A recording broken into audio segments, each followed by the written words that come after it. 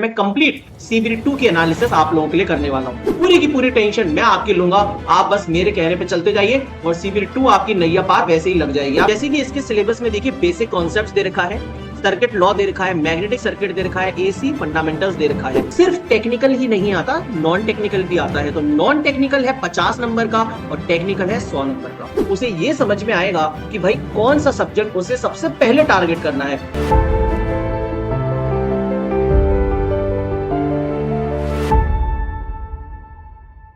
Hello दोस्तों, स्वागत है आप सभी का इंजीनियरिंग इनोवेशन यूट्यूब चैनल पर। देखिए दोस्तों, आरआरबी जेई के अंदर दो स्टेज होती है, ये तो आपको मालूम ही है, CBT1 एंड CBT2। अब CBT1 के लिए मैंने ये वीडियो अपलोड की थी, इसमें बताया था कि आपको जीरो से कैसे स्टार्ट करना है और कंप्लीट रिसोर्सेस आपको मैंने बताए थे और कहां से पेपर आ रहा है 2024 में, पूरा का पूरा एनालिसिस करके सब्जेक्ट वाइज स्ट्रेटजी बताई थी। तो बहुत सारे बच्चों ने कमेंट किया कि सर इसी तरीके की एनालिसिस हमें CBT2 के लिए भी करके दीजिए। तो आज की वीडियो में मैं कंप्लीट CBT2 की एनालिसिस आप लोगों के लिए करने वाला हूं। अब CBT2 इतना इंपॉर्टेंट क्यों होता है? वो इसीलिए है मेरे भाई क्योंकि CBT1 तो सिर्फ क्वालिफाइंग नेचर का है। अगर आपने कट ऑफ क्लियर कर लिया तो आप क्वालिफाई हो जाएंगे CBT2 के लिए, लेकिन जो फाइनल मेरिट बनेगी, कौन सा डिपार्टमेंट मिलेगा, सिलेक्शन होगा भी कि नहीं होगा, वो CBT2 पर डिपेंड करता है। क्लियर है? तो CBT1 में अगर हमने जस्ट कट ऑफ भी क्लियर कर लिया तो भी चलेगा, लेकिन CBT2 फाइनल डिसाइड करता है, जितने ज्यादा मार्क्स होंगे उतना अच्छा डिपार्टमेंट आपको मिलेगा। क्लियर है? देखिए दोस्तों, मेरा नाम ऋषभ अग्रवाल है ना। मेरे को 8+ इयर्स का टीचिंग एक्सपीरियंस है। मैंने टेक्निकल फील्ड में बहुत सारे एग्जामिनेशंस क्लियर किए, साथ ही मैं अभी असिस्टेंट इंजीनियर हूं MPPGCL में। अब इसी के साथ आरआरबी जेई का अगर हम देखेंगे तो इस बार 2024 में मेरे इंस्टीट्यूट से इलेक्ट्रिकल इंजीनियरिंग के 125 से ज्यादा बच्चे सिलेक्ट हुए थे मेरे दोस्त। ये अपने आप में एक लैंडमार्क है कि भाई एक सिंगल बंदा इतने सारे सिलेक्शंस कैसे दे पा रहा है। तो CBT2 के लिए आप लोग बिल्कुल भी चिंता छोड़ दीजिए मेरे दोस्त, पूरी की पूरी टेंशन मैं आपकी लूंगा, आप बस मेरे कहने पे चलते जाइए और CBT2 आपकी नैया पार वैसे ही लग जाएगी। आप चिंता मत करिए, ठीक है? जो भी रिसोर्सेस बता रहा हूं ना, बस उसे ध्यान से समझिएगा और सुनिएगा। देखिए, पिछली वीडियो में मैंने ये बताया था कि 2024 का जो पेपर था उसका टाइमलाइन ये था कि 2024 का नोटिफिकेशन 30 जुलाई को आया था। 30 जुलाई से 29 अगस्त तक फॉर्म भरे गए थे। जो CBT1 हुआ था वो इन डेट्स पे हुआ था और CBT2 आपका 22 अप्रैल को हुआ था। अगर आप देखेंगे जुलाई से लेके अप्रैल, तो लगभग 9 महीने के बाद आपका CBT2 हो गया था from the date of notification.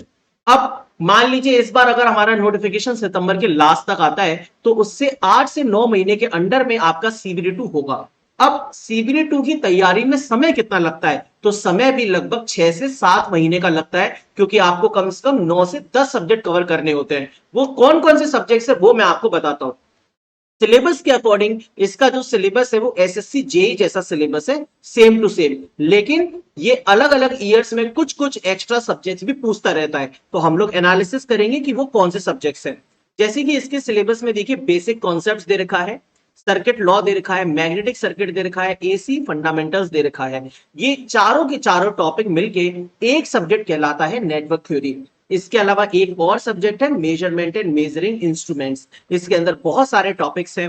फिर इसके अंदर एक सब्जेक्ट है इलेक्ट्रिकल मशीन्स। ये इलेक्ट्रिकल इंजीनियरिंग का सबसे बड़ा सब्जेक्ट है और सबसे ज्यादा वेटेज वाला सब्जेक्ट है अकॉर्डिंग टू रेलवेज।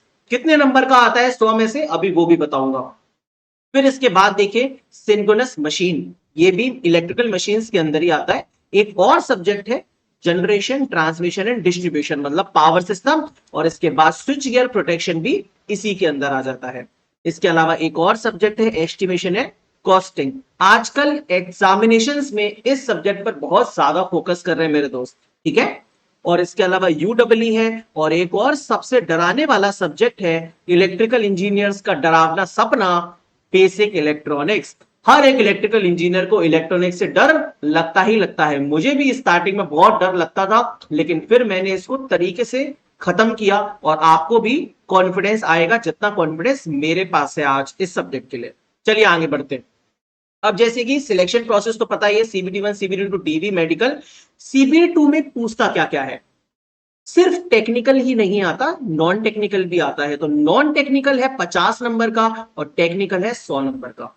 तो इस नॉन टेक्निकल को भी हमें तैयार करना होगा साथ में। जब हम सीबीटी 1 की तैयारी कर रहे होंगे तो ये नॉन टेक्निकल भी लगभग लगभग समाप्त हो चुका होगा, क्योंकि सीबीटी 1 में साइंस पढ़ोगे तो फिजिक्स केमिस्ट्री हो जाएगी, जीके पढ़ोगे तो जनरल अवेयरनेस हो जाएगी, जनरल अवेयरनेस में इन्वायरमेंट भी आती है तो 10 नंबर का ये भी हो जाएगा। बस सीबीटी 2 में एक एक्स्ट्रा सब्जेक्ट पढ़ना होगा हमें, कंप्यूटर, दैट्स इट, और बाकी पूरे के पूरे 100 नंबर का टेक्निकल आता है। चलिए अब 2024 के पेपर को अगर हम देखें तो 2024 के पेपर में सब्जेक्ट्स कौन कौन से आए थे वो भी लिखा है, कितने नंबर के आए थे वो भी लिखा है। दो शिफ्ट हुई थी, शिफ्ट 1 एंड शिफ्ट 2। इसके बाद एक और पेपर हुआ था 4 जून को, वो अलग है, लेकिन फिलहाल यहाँ पे अप्रैल का एनालिसिस है। तो देखो, नेटवर्क थ्योरी और मैग्नेटिक सर्किट्स, ये पूरा का पूरा सब्जेक्ट मिला के 23 नंबर का आया था और 26 नंबर का आया था इस शिफ्ट में।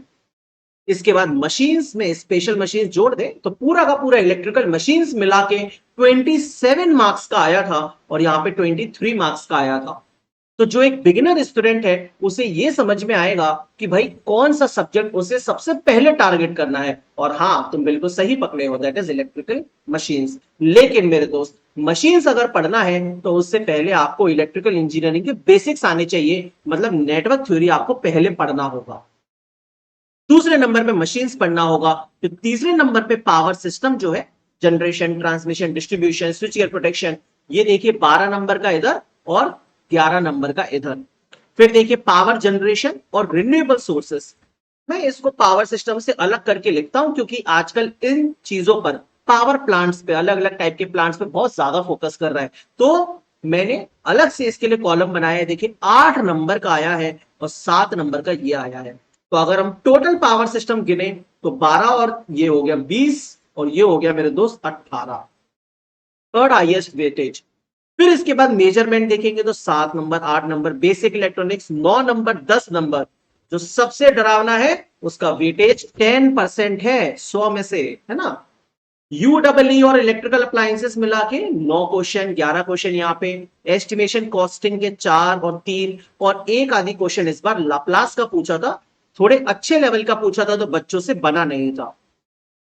अब अगर आप 2019 का भी एनालिसिस देखना चाहते तो वीडियो को पॉज कर दीजिएगा, ये पूरा का पूरा 2019 का एनालिसिस है। इसमें इन लोगों ने पावर इलेक्ट्रॉनिक्स और डिजिटल इलेक्ट्रॉनिक्स सब्जेक्ट पर खासा फोकस किया था।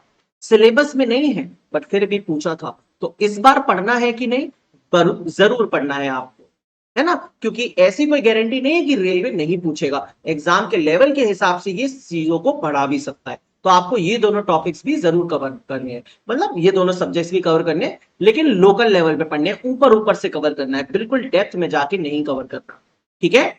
अब जैसे ये जो सब्जेक्ट्स है मैंने इनके वेटेज बताया आपको, तो network, machine and power system, ये टोटल मिला के अगर आप देखेंगे तो मेरे दोस्त लगभग लगभग 60 to 70% पूरा का पूरा जो पेपर है टेक्निकल का वो इन्हीं तीनों सब्जेक्ट्स में से आता है। और यही सेम पैटर्न फॉलो होता है एसएससी जेई में। मैं हमेशा ये बच्चों को बताता हूं कि आरआरबी जेई की तैयारी अगर तुम्हें करनी है तो रेलवे तो 5 साल में एक बार होता है, खैर इस बार तो ट्रेंड बदल गया है, बहुत अच्छी बात है, लेकिन एसएससी जेई हर साल होता है। तो आपको अगर सबसे पहले किसी एग्जामिनेशन के पेपर्स लगाने चाहिए रेलवे के अलावा, तो वो एसएससी जेई के पेपर्स लगाने चाहिए। जितनी बार लगा सकते हो उतनी बार कम है। फिर उसके अलावा और जो बाकी के जेई के एग्जाम्स होते हैं, पीजीसीआईएल होता है, जैसे अभी रिसेंटली और भी बहुत सारे एग्जाम्स हुए, वो सभी के सभी पेपर्स मैंने ऑलरेडी अपने एप्लीकेशन पे अपलोड किए हुए हैं। चलिए आगे बताता हूं इसके बारे में। तो इन सब्जेक्ट्स को देख के समझ में आया कि आपको सबसे पहले नेटवर्क थ्योरी प्रिपेयर करना है, दूसरा मशीन्स, तीसरा पावर सिस्टम, उसके बाद चौथा बेसिक इलेक्ट्रॉनिक्स, और इसके बाद बाकी के सब्जेक्ट्स आप लोग प्रिपेयर करिएगा। ये नहीं है कि सर मेरे को यूटिलाइजेशन बिल्कुल नहीं आता, ये नया लग रहा है इससे चालू करते हैं, तो ये समय का बर्बादी होगा। आप लोग सबसे पहले जो ऑर्डर मैंने बताया है उस ऑर्डर में तैयारी करेंगे। कैसे करेंगे तैयारी उस पर बात करते हैं, कौन कौन से रिसोर्सेस फॉलो करने हैं।